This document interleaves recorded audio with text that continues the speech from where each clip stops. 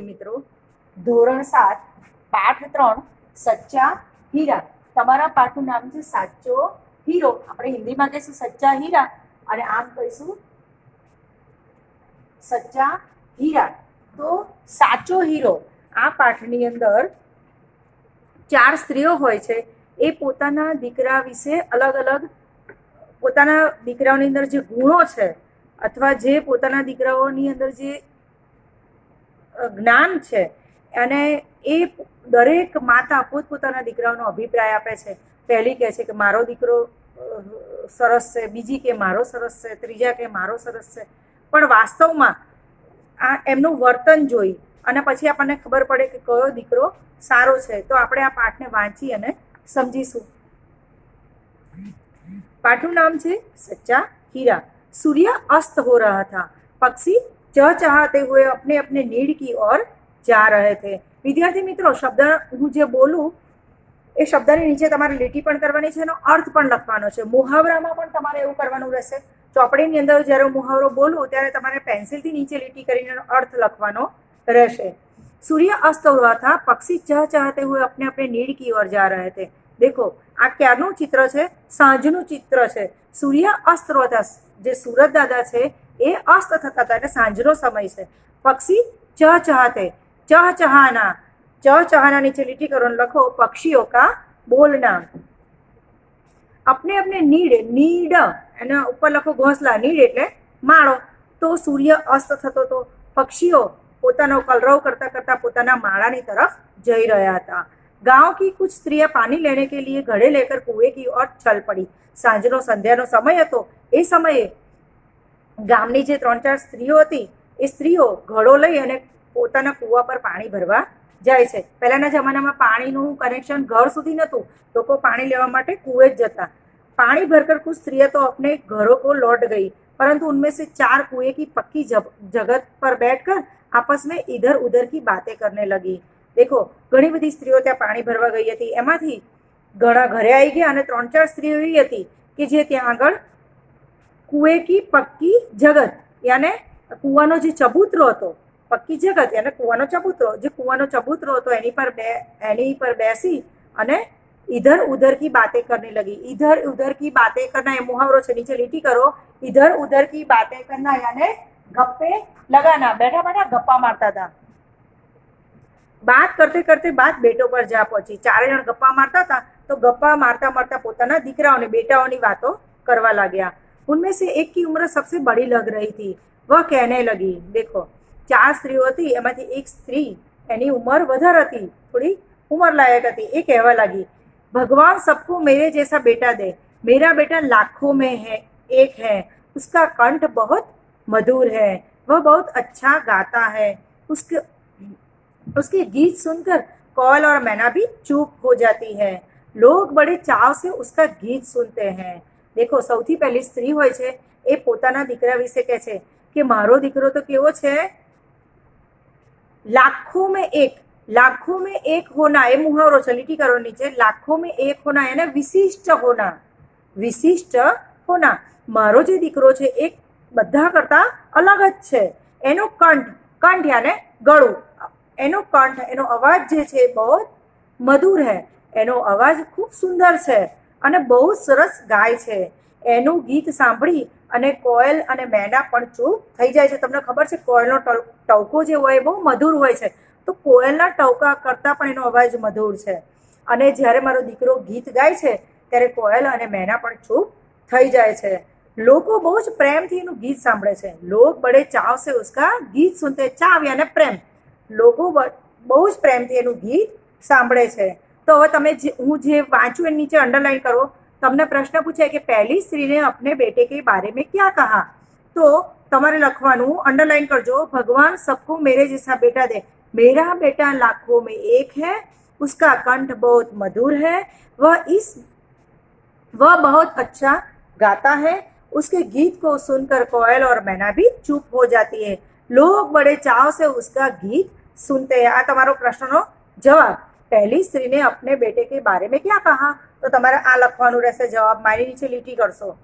उसकी बात सुनकर दूसरी स्त्री का मन हुआ. देखो, પહેલી સ્ત્રીએ પોતાના વખાણ કર્યા કે મારા દીકરાનો કંઠ અવાજ બહુ સુંદર છે, એ બહુ સુંદર ગીત ગાય છે. એના ગીતો સાંભળીને કોયલ અને મેના પણ ચૂપ થઈ જાય છે. લોકો એને ખૂબ સુંદર એના ગીતને સાંભળે છે. આ સાંભળી અને બીજી સ્ત્રીને પણ મન થઈ ગયું. મન હોના અને ઈચ્છા હોના. બીજી સ્ત્રીને પણ ઈચ્છા થઈ ગઈ, લે હું પણ મારા દીકરાના વખાણ કરું. વહ ભી अपने बेटे की प्रशंसा करे. प्रशंसा यानी वखाण. એને પણ પોતાના દીકરાના વખાણ કરવાનું મન થઈ ગયું. उसने पहली स्त्री से कहा मेरे बेटे की बराबरी कोई नहीं कर सकता. એને પહેલી સ્ત્રીને કીધું કે તારા દીકરાનો તો અવાજ મધુર છે, પણ મારા દીકરાની બરાબરી કોઈ નથી કરી શકતું. બરાબરી અને મુકાબલા. बराबरी यानी मुकाबला. मारा दीकरानो मुकाबलो तो कोई ना करी सके. वह बहुत ही शक्तिशाली और बहादुर है. वह बड़े बड़े बहादुरों को भी पछाड़ देता है. वह आधुनिक युग का भीम है. कैसे कि वह बहुत ही शक्तिशाળી यानी बलवान. એ બહુ જ બળવાન અને બહાદુર છે. બહાદુર यानी निडर. એ કોઈથી ડરતો નથી. वह बड़े बड़े बहादुरों को भी पछाड़ देता है. पछाड़ देना यानी गिरा देना, हरा देना. पछाड़ देना मुहावरो છે, નીચે લીટી કરીને લખો ગીરા દેના યા હરા દેના. તો મારો દીકરો કેવો છે? બહુ જ શક્તિશાળી અને બહાદુર છે. એ ગમે એવા બહાદુરો આવે ને પણ એને શું કરે છે? પછાડી દે છે, એને હરાવી દે છે. અને એ આધુનિક યુગનો ભીમ છે. તો તમે અંડરલાइन કરશો, दूसरी स्त्री ने अपने बेटे के बारे में क्या कहा. तो अंडरलाइन करो, नीचे લીટી કરો. मेरे बेटे की बराबरी कोई नहीं कर सकता. वह बहुत ही शक्तिशाली और बहादुर है. वह बड़े बड़े बहादुरों को भी पछाड़ देता है. वह आधुनिक युग का भीम है. देखो, પહેલી સ્ત્રીએ કીધું કે મારા દીકરાનો કંઠ બહુ જ મધુર છે, એ સુંદર ગીતો ગાય છે. એના ગીત સાંભળીને કોયલ અને મેના પણ ચૂપ થઈ જાય છે અને લોકો પ્રેમથી એને સાંભળે છે. ત્યારે બીજી સ્ત્રી કહે છે કે મારો દીકરો તો બહુ જ શક્તિશાળી અને બહાદુર છે. એ મોટા મોટા બહાદુરો એમને પણ પછાડી દે, એમને પણ હરાવી દે છે અને એક આધુનિક યુગનો ભીમ છે. यह सब सुनकर तीसरी औरत भला कैसे चुप रहती. પહેલી સ્ત્રીએ વખાણ કર્યા, બીજી સ્ત્રીએ વખાણ કર્યા અને ત્રીજી સ્ત્રી આ બંનેના વખાણ, દીકરાઓના વખાણ સાંભળી અને ત્રીજી સ્ત્રી કેવી રીતે ચૂપ રહે? वह बोल उठी. હવે ત્રીજી સ્ત્રી કહે છે, मेरा बेटा साक्षात बृहस्पति का अवतार है. वह जो कुछ पढ़ता है वो एकदम याद कर लेता है.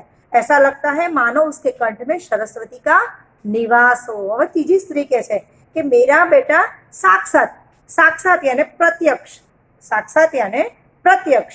बृहस्पति, तो बृहस्पति આપણે કોને કહીશું? તો બૃહસ્પતિ નીચે લીટી કરો ને લખો દેવો કે ગુરુ. બૃહસ્પતિ કોને કહેવાય? જે દેવોના ગુરુ હોય એને આપણે કહીએ છીએ બૃહસ્પતિ. એ જે પણ વાંચે છે, ભણે છે, એ એકદમ યાદ કરી લે છે. અને માનો उसके कंठ में सरस्वती का निवास हो. तो આ એક મુહાવરો છે, कंठ में सरस्वती का निवास हो.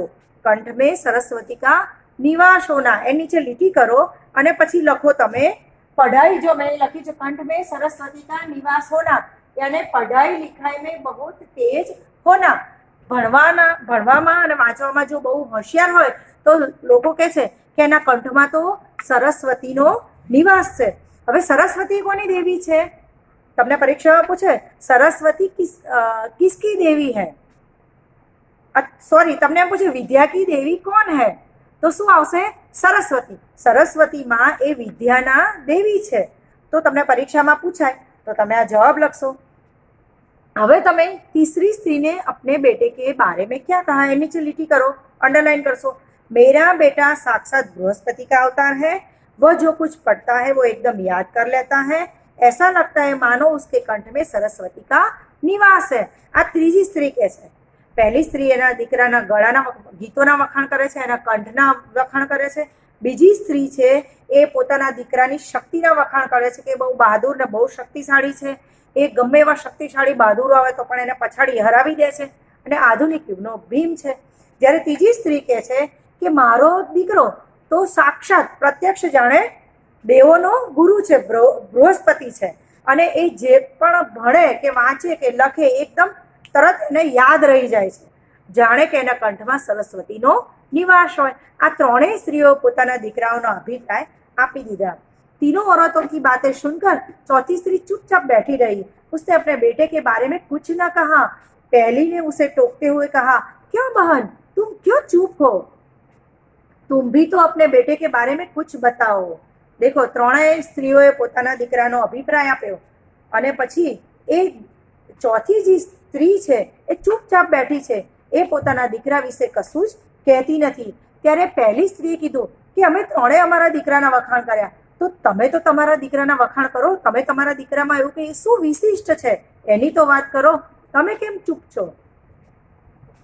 ચોથી સ્ત્રીને બડે ही सहज भाव से कहा. सहज એટલે નમ્રતા.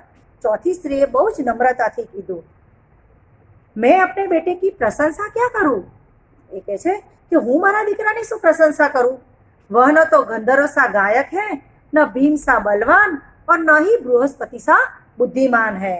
ચોથી સ્ત્રી કહે છે કે હું મારા દીકરાને શું વખાણ કરું? એ તો ગંધર્વ જેવો ગાયક નથી. તો ગંધર્વ આપણે કોને કહીશું? તો ગંધર્વ નીચે લીટી કરો અને લખો દેવલોક કે ગાયક. દેવલોકની અંદર જે ગાયક છે એને આપણે ગંધર્વ કહીએ છીએ. તો દેવોનો જે દેવલોકની અંદર જે ગાયક છે ને આપણે કહીશું ગંધર્વ. તો મારો દીકરો ગંધર્વ જેવો ગાયક નથી અને ભીમ જેવો બલવાન અથવા શક્તિશાળી નથી. મારો દીકરો દેવલોકમાં જે ગાયક હોય છે ગંધર્વ એમના જેવો ગાયક નથી અને ભીમ જેવો બલવાન પણ નથી, બહાદુર પણ નથી અને બૃહસ્પતિ સા બુદ્ધિમાન. એટલે મારો દીકરો જે છે એ દેવતાઓના ગુરુ છે બૃહસ્પતિ, એટલો બુદ્ધિમાન પણ નથી. તો હું મારા દીકરાના વખાણ કેવી રીતે કરું? ચોથી સ્ત્રીને अपने बेटे के बारे में क्या कहा?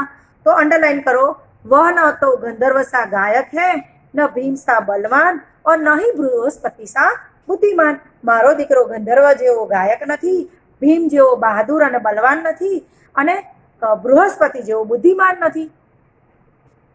ચોથી સ્ત્રીએ પોતાના દીકરા માટે આ કીધું. તો પહેલી સ્ત્રીએ તમારે ચારે ચાર જે સ્ત્રીઓ છે પોતાના દીકરા વિશે શું અભિપ્રાય આપે છે એ તમારે તૈયાર કરવાનું રહેશે, કેમ કે તમને 2 કે 3 માર્કનો પ્રશ્ન પૂછાશે. અને આખો પ્રશ્ન જો તમને પૂછાય કે ચારે ચાર સ્ત્રીઓને अपने बेटे के बारे में क्या कहा, તો એ 5 માર્કનો કે 6 માર્કનો હશે પ્રશ્ન. એટલે તમારે ચારે ચાર સ્ત્રીઓનું યાદ રાખવાનું છે. પહેલી સ્ત્રીએ કીધું છે કે મારા દીકરાનો કંઠ બહુ મધુર હે, મારો દીકરો ખૂબ સુંદર ગીતો ગાય છે, એના ગીતનો અવાજ સાંભળી અને કોયલ અને મેના પણ ચૂપ થઈ જાય છે, લોકો એને ખૂબ સુંદર અને સરસ રીતે સાંભળે છે. બીજી સ્ત્રીએ કીધું છે કે મારો દીકરો તો બહુ શક્તિશાળી અને બલવાન છે, એ મોટા મોટા બહાદુરો આવે તો પણ એને પછાડી હરાવી દે છે અને આધુનિક યુગનો ભીમ છે. જ્યારે ત્રીજી સ્ત્રીએ કીધું છે કે મારો દીકરો તો સાક્ષાત બૃહસ્પતિનો અવતાર છે, એ જે કોઈ પણ વાંચે લખે ભણે એને તરત યાદ રહી જાય છે અને એના કંઠમાં જાણે સરસ્વતીનો નિવાસ છે. ચોથી સ્ત્રીએ કીધું છે કે મારો દીકરો તો ગંધર્વ જેવો ગાયક નથી, ભીમ જેવો બલવાન અને બહાદુર નથી અને બૃહસ્પતિ જેવો બુદ્ધિમાન નથી. તો એના વખાણ શું કરું? આ ચારેય સ્ત્રીઓએ પોતાના દીકરાના વખાણ કર્યા છે. હવે એમના જ્ઞાનની વાત કરી છે. હવે આપણે શેની વાત કરીશું કે એમનું જ્ઞાન છે એ જ્ઞાનને આચરણમાં લે છે.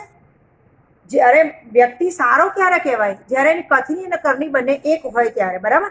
તો દરેક સ્ત્રીએ પોતાના દીકરાના વખાણ કર્યા છે. હવે દરેક સ્ત્રીના દીકરાનું જે કર્મ છે, કાર્ય છે, એ આપણે જોવાનું છે. कुछ समय बाद जब वे सब घड़े सिर पर रखकर लौटने लगी तभी किसी गीत का मधुर स्वर सुनाई पड़ा. હવે ચારેય સ્ત્રીઓ કુવાનો જે ચબૂતરો હતો એની પર ચારેય સ્ત્રીઓ પોતાના દીકરાઓની ચર્ચા કરે છે. હવે ચારેય સ્ત્રીઓ સંધ્યા ટાઈમ થઈ ગયો છે અને માથા પર પાણીના ઘડા ભરી અને પાછી આવે છે ઘર તરફ. ત્યારનું આ ચિત્ર છે. पहली स्त्री बोली, सुनो मेरा हीरा गा रहा है, तुम लोगों ने सुना उसका कंठ कितना मधुर है. वह लड़का गीत गाता हुआ उसी रास्ते से निकल गया. उसने अपनी माँ की ओर कोई ध्यान नहीं दिया. હવે પહેલી સ્ત્રીનો દીકરો સામેથી ગીત ગાતો ગાતો આવે છે એટલે માં ખુશ થઈ જાય છે અને બધી સ્ત્રીઓને કહે છે જોયું મારા દીકરાનો કંઠ કેટલો સરસ છે, કેટલું સુંદર ગાય છે. પણ એ દીકરાએ પોતાની માની સામે જોયું પણ નહીં અને એ निकली જાય છે. इतने में दूसरी स्त्री का बेटा उधर से आता ही दिखाई देता है. दूसरी स्त्री ने उसे देखकर गर्व से बोली. और बीजी स्त्री अभिमान કરીને बोले છે, देखो वह मेरा लाडला बेटा आ रहा है, शक्ति और सामर्थ्य में इसकी बराबरी कौन कर सकता है. वह यह कह रही थी कि उसका बेटा भी उसकी ओर ध्यान दिए बिना ही निकल गया. पहली स्त्री એના દીકરાના વખાણ કર્યા. બીજી સ્ત્રી પણ ગર્વ અભિમાનથી બોલી કે देखो वह मेरा लाडला बेटा आ रहा है. लाडला એને પ્યારા, જો મારો પ્યારો દીકરો મારી સામે આવે છે. એના જેવું શક્તિ અને સામર્થ્ય, સામર્થ્યનો અર્થ થાય બલ, સામર્થ્યની નીચે લીટી કરો અને લખો બલ. એના જેવી શક્તિ અને એનાનું જેવું બળ એની બરાબરી કોણ કરી શકે? આટલા વખાણ કરતી હતી જે બીજી સ્ત્રી, અને એનો દીકરો પણ એની માની સામે જોયા વગર ચાલ્યો જાય છે. वे कुछ आगे बढ़ी तो एकाएक तीसरी स्त्री का बेटा उधर से संस्कृत के श्लोकों का पाठ करता हुआ निकला. उसके उच्चारण में ऐसा लग रहा था मानो उसके कंठ में साक्षात सरस्वती विराजमान हो. ત્રીજી સ્ત્રી છે એનો દીકરો સામેથી આવતો હતો, તો એ સંસ્કૃતના શ્લોકોનું પઠન કરતો આવતો હતો અને એટલું સરસ સંસ્કૃતના શ્લોક બોલતો હતો તો આપણને એમ લાગે કે સાક્ષાત સરસ્વતીમાં એના કંઠ યાને ગળું અને બિરાજમાની અને બેઠના, બિરાજમાની અને બેઠના, સાક્ષાત એના ગળાની અંદર સરસ્વતીનો વાસ હોય ને એટલો સુંદર સંસ્કૃતના શ્લોકો બોલતો એ દીકરો આવતો હતો. तीसरी स्त्री ने गद गद स्वर में कहा, देखो तीसरी स्त्री ने गद गद स्वर में कहना, એ મુહાવરો છે. ગદ ગદ સ્વર में कहना तो અત્યંત આનંદિત હોકર કહેના, અત્યંત આનંદિત હોકર કહેના. તમે જ્યારે પણ સ્કૂલની અંદર રિઝલ્ટ લેવા આવો છો મમ્મી પપ્પાને લઈ અને પછી તમારો પહેલો નંબર આવો છો તો તમે કેટલા ખુશ થઈ જાઓ છો, એકદમ ગદગદ સ્વરમાં કહો છો ને કે ફર્સ્ટ આવી એમ. એ સ્ત્રી પણ એકદમ ગદગદ થઈ જાય છે અને કહેવા લાગે છે, દેખો યહી હે મેરી ગોદ કા હીરા. બીજી બહેનોને કહે છે કે જો આ છે મારી ગોદનો હીરો. ગોદ કા હીરા યાને પ્યારા બેટા, ગોદ કા હીરા યાને પ્યારા બેટા, આ છે મારો વહાલો દીકરો. इसे कौन बृहस्पति का अवतार नहीं कहेगा. જો તમે જુઓ તો ખરા કેટલું સરસ સંસ્કૃતના શ્લોક બોલે છે. આને કોણ બૃહસ્પતિ દેવતાઓનું ગુરુ કોણ નહીં કહે. પરંતુ उसका बेटा भी माँ की ओर देखे बिना आगे बढ़ गया. પહેલી સ્ત્રીનો દીકરો પણ માને જોયા વગર નીકળી ગયો, બીજી સ્ત્રીનો દીકરો પણ નીકળી ગયો અને ત્રીજી સ્ત્રીનો દીકરો પણ માને જોયા વગર निकली गया. वह अभी थोड़ी ही दूर गया कि चौथी स्त्री का बेटा भी अचानक उधर से आ निकला. હવે ચોથી સ્ત્રી જેને પોતાના દીકરાના કોઈ જ વખાણ કર્યા નથી, પોતાના દીકરાની કોઈ જ પ્રશંસા કરી નથી, એવો ચોથી સ્ત્રીનો દીકરો સામે આવે છે. वह देखने में बहुत ही सीधा साधा और सरल प्रकृति का लग रहा था. હવે એમનો દીકરો જોવામાં કેવો હતો? એકદમ સીધો સાદો અને સરળ પ્રકૃતિ અને સ્વભાવ એકદમ સરળ સ્વભાવનો હતો. તમને પ્રશ્ન પૂછાય છે કે ચોથી સ્ત્રી કા બેટા देखने में कैसा था, તો તમે નીચે અંડરલાइन કરી શકો છો कि वह देखने में बहुत ही सीधा साधा और सरल प्रकृति का लग रहा था. उसे देखकर चौथी स्त्री ने कहा, बहन यही मेरा लाल है. હવે ચોથી સ્ત્રી કહે છે કે બેન આજ મારો બેટો છે અથવા દીકરો છે. चौथी स्त्री उसके बारे में बता ही रही थी कि उसका बेटा पास आ पहुंचा. ચોથી સ્ત્રી જે પોતાના દીકરાની ઓળખાણ આપતી હોય છે એટલામાં જ દીકરો એને નજીક આવી જાય છે, પાસે આવી જાય છે. अपनी माँ को देखकर वह रुक गया और बोला, माँ लाओ मैं तुम्हारा घड़ा पहुंचा दूं. देखो પેલી ત્રણેય સ્ત્રીના દીકરા માં માથા પર પાણીનો ઘડો લઈને આવે છે તો એની માં સામે દેખતા પણ નથી, અને ચોથી સ્ત્રીનો દીકરો આ ચિત્ર જોવે છે કે માં માથા પર પાણીના ઘડા લઈને આવે છે તો એ કહે છે કે માં લાવો હું તમારો ઘડો ઘરે પહોંચાડી દઉં. मना करने पर भी उसने माँ की सिर से पानी से भरा घड़ा उतारकर अपने सिर पर रख दिया और घर की ओर चल पड़े. એની માએ ના પાડી કે ના બેટા હું લઈ જાઉં છું. તે છતાં માના માથા પરથી પાણીનો ઘડો લઈ અને પોતાના માથા પર રાખી દે છે અને પછી પોતાના ઘર જવા પ્રયાણ કરે છે. तीनों औरतें बड़े ही आश्चर्य से चौथी स्त्री के बेटे को देखती रही. હવે આ ત્રણેય સ્ત્રીઓ હતી જેને પોતાના દીકરાને પ્રશંસા કરી હતી એ ત્રણેય એકદમ આશ્ચર્યચકિત થઈ જાય છે અને એ ચોથી સ્ત્રી સામે જોવે છે કે આનો દીકરો આટલો બધો ગુણી હતો, આટલો બધો ગુણવાન હતો, તે છતાં એને પોતાના દીકરાના વખાણ ના કર્યા. એની સામે જોતી જ રહી જાય છે. एक वृद्ध महिला जो बहुत देर से इन औरतों के पीछे चलती हुई उनकी बातें सुन रही थी पास आकर बोली, देखती क्या हो यही सच्चा हीरा है. આ સ્ત્રીઓ જે ચારે વાતો કરતા આવતી હતી એની પાછળ વૃદ્ધ મહિલા એટલે ઘરડી મહિલા એમની પાછળ ક્યારની આવતી હતી, આ વાતો સાંભળતી હતી. એટલે પછી પેલી ત્રણેય સ્ત્રીઓની સામે જોઈને કહે છે કે તમે સાંભળો છો શું? ખરેખર આજ સાચો હીરો છે. સચ્ચા હીરા હોના યાને અચ્છા આદમી હોના. તમે ત્રણેય તમારા દીકરાની પ્રશંસા કરી પણ સૌથી ગુણવાન અને સૌથી જ્ઞાની તો આ જ છે કે જેને પોતાની માના માથા પરથી ઘડો લઈ અને એ દીકરો ઘરે મૂકવા માટે જાય છે, એની માને મદદ કરે છે. તો આ છે સાચો હીરો. પેલા 3 ભલે ગમે એટલા જ્ઞાની છે, પેલા 3 દીકરા ભલે એટલા ગમે એટલા જ્ઞાની છે, પણ એમના જે ગુણી નથી, એટલા માટે સૌથી સાચો હીરો આ ચોથો દીકરો છે. અસ્તુ. વિદ્યાર્થી મિત્રો, તમારો પાઠ અહીંયા પૂર્ણ થાય છે. હવે તમારે તમારા પાઠની અંદર તમારી ચોપડીમાં 16 નંબરનું પાનું છે, એમાં શબ્દાર્થ છે, મુહાવરા છે. તો સૌથી પહેલાં તમે સુંદર અક્ષરે પાઠનું ટાઇટલ લખશો, રંગીન પેનથી સચ્ચા હીરા. પછી શબ્દાર્થ લખશો તમે, તો તમે એમાં પણ શબ્દો જે છે એ બ્લુ પેનથી લખજો, વાદળી પેનથી, સોરી, શબ્દો બ્લેક પેનથી લખશો, એના જવાબ છે એ ભૂરી પેનથી લખશો. મુહાવરા પણ તમારે એ જ રીતે લખવાના રહેશે. ધારો કે મેં અહીંયા લખ્યું છે ઇધર ઉધર કી બાતે કરના, તો તમારે આ ઇધર ઉધર કી બાતે કરના કાળી પેનથી લખવાનું. એનો જે જવાબ છે ગપ્પે લગાના એ વાદળી પેનથી લખવાનો રહેશે. લાખો મેં એક હોના, તો એ કાળી પેનથી.